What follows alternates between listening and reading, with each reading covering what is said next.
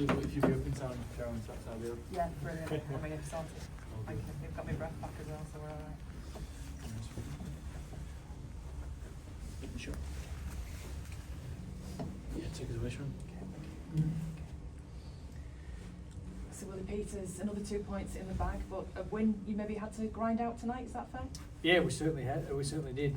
Warrington, they didn't go away, they kept going. You know, if they got a try late, I think Richard Tide nearly went through at the end and could have got pretty scary off the back of that. But they didn't give up, and we knew that they wouldn't. They had a lot of experienced players out, but they certainly they showed up for 80. So it was to get a result is what we come for. Are there things to work on? Absolutely. You know, we weren't perfect. We're far from it. Certainly far from that. So we need to improve. Obviously, a lot of the talk surrounding this game is the fact that it's the same two teams as what will play at Wembley in a couple of weeks' time. So how did you try to maybe keep that noise away from the players going into this? Yeah, it's easy because this was our next opportunity and challenge. To come to Warrington and play away is a difficult challenge. You know, you need to be up, you need to prepare well. If you don't, you're going to get beat, regardless of who they're playing. So, there was still a lot to like what we did tonight. But, I'm fully aware that in 2 weeks' time, they're going to have a totally different team that was there tonight. But the next opportunity now is next Friday against St Helens, who are in form. They had a big win tonight. So it's certainly going to be it's going to be a good, I think, perfect game for us going into Wembley, because the week after, or next week, is going to be against a very good team, and the week after that's going to be against a very good team. A tight first half in particular this evening. How much did you feel that you could have been tighter with your maybe discipline and unenforced errors at times that really let Warrington get back into this? Yeah, I thought we gave them some easy outs. There's no doubt about that, and that's an area that we need to work on. We need to be, far more disciplined. Whether some of them are penalties or not, you still need to make sure you don't give the ref an option to blow a penalty, or so we want to be cleaner there. And like you said, there was some unforced errors which we need to own and be better for it. Still tough in the second half, but some of the tries that you scored were wonderful. Joe Burgess in the corner to start with, and then Tyrone May, a great team effort. Yeah, I thought the difference, we took our opportunities, and that was the main difference tonight. We had obviously more experience out there, and I thought our experienced players stood up when we needed them to. I thought Peter Hicker was outstanding tonight. Like you said, Joe Burgess is finished. That's what he does. We had players out there tonight that, they're big game players, and in key moments they take their opportunities. And Peter Hicker was a perfect example of that. He looked dangerous all night, though, didn't he? Even in the first half, you could see he was edging forward down that side, and then the work he did in the second half was incredible. Yeah, it was. I thought it was a good little tussle on that side. I mean, Connor Wrench, he's a good player, and I thought he's going to have a big future. And I thought he did extremely well against an experienced guy in Pet, and then Pet found a way as the game went on to get himself in the game and take his opportunities. And another big 80 minutes again for Jez Litton tonight. Yeah, I was unsure how we're going to use Danny Richardson, because Danny can play in the halves and hooker. There was a possible opportunity to play him at hooker, but the game that was in the balance, and Richo can play in that position, but his preferred position's in the halves. So we gave him. He didn't get a lot of time, but I thought the limited time he got, he put his hands on the ball, but Jez Litton, he's building into that 80-minute player, which is what we want. It was a late substitution for Danny Richardson. Obviously, you rested Tyrone May and Elliot Minchella, if rested is the right thing to say, for just the last 5 minutes of the game. What was you thinking there? Why did you leave that so late before those changes came? Yeah, we hadn't won the game. I thought I was comfortable after we scored that last try, but I wasn't comfortable before that. So ideally, you'd like to be able to take players off a little bit earlier, but as I said, I was never comfortable in that game. Warrington didn't go away, so it was that last 5 minutes that I thought, okay, we've probably got this now.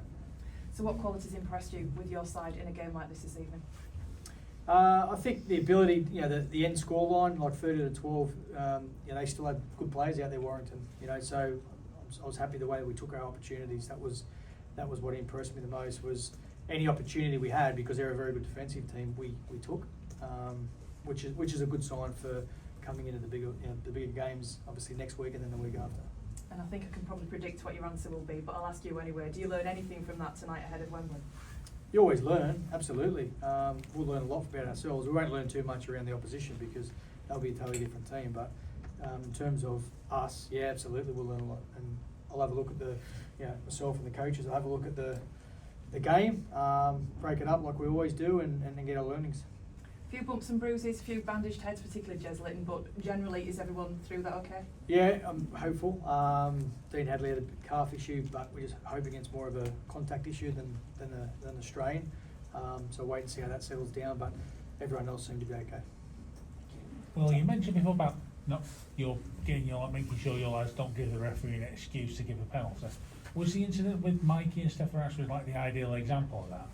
Yeah, that's an example of that. I think. Well, look, you want to put kick pressure on, but yeah, you don't want to be putting contact on a player when he's kicking the ball, because that gives the ref then he's got to make a decision. Was it fair? Was it not? You know, and it was probably a penalty. Of course it was. You know, from what I saw, but yeah, we're going to take that out of the ref's hands. Do you believe it's only a penalty?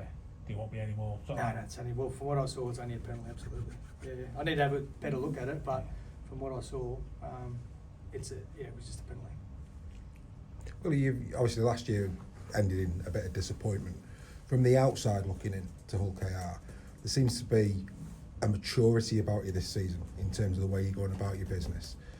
Do you sense that? It just feels different looking at this KR side this year?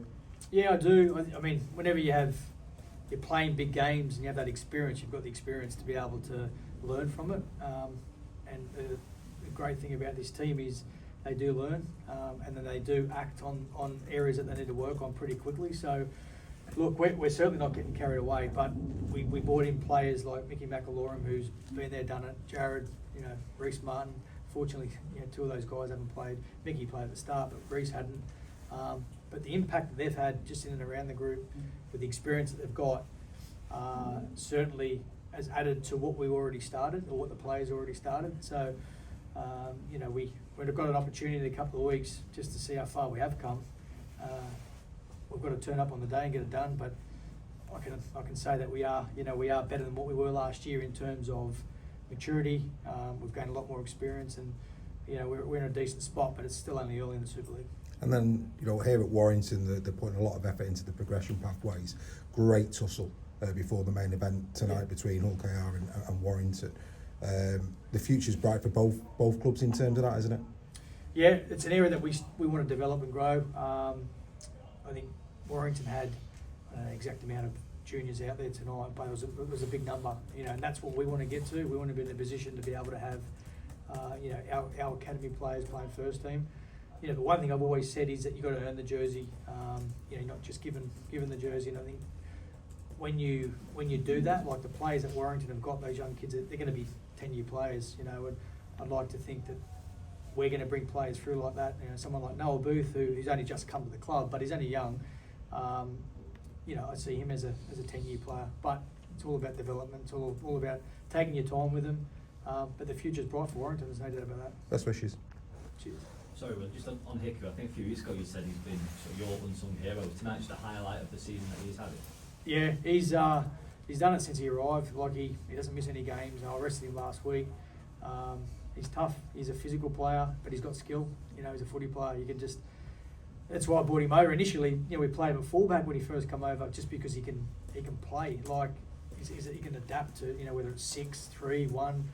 His best position centre. There's no doubt about that. And he's a key member of our team and someone that we value. Just a centre that looks hard to handle if you're his opposition. Yeah, he's one of the premier centres. I mean, there's some good centres in this competition, but he's certainly one of them. Cheers, guys. Thanks, Willie. After this,